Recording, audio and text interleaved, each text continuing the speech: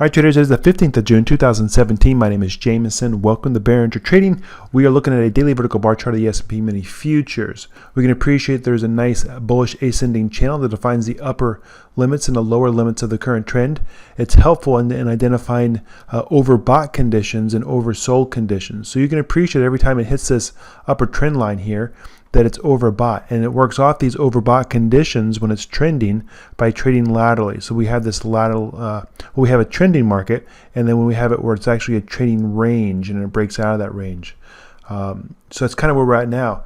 So we have a nice little trend, and now we're just kind of back in a trading range.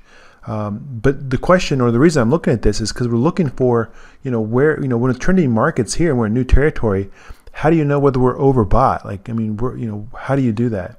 And what I'm referencing here is that the mean of this bullish ascending channel would be the first level at which I would say that we're overbought again, because you can appreciate that we tested it, we became overbought relative to the channel that's present, and then we traded laterally almost into the lower trend line or into the demand line, and then now it looks like we're potentially going to resume this trend. So I guess our first level that I would say that we're overbought would be around 240, 2458.75 on the futures here, and I have a 246.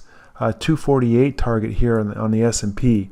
And then are we overbought relative to the major trend? We're looking as high as 2508. And I have a 258 target on SPY, which just seems crazy. I've been bullish. I got a little indecisive when we had this, following FOMC and some of the drama that we've seen. But today, we had an attempt to trade lower when you gap down, and we just saw buying, and that just creates a giant spring. So a spring is when we have an established or a broadening level of support. Prices start above that level of support, they push below it, and then they close above. That creates the potential for a spring. So regardless of your outlook, you have to respect that development. And very simply, price activity is bullish above this key level. And it looks like we're going to gap up a little bit on the morning if we hold this. So the bias is that we may rally into this, into the mean of the trading range, and we may resume this upper trend and squeeze some of these shorts. So we may very well see 244, 248, and even 256. As crazy as that seems, we'll see, guys.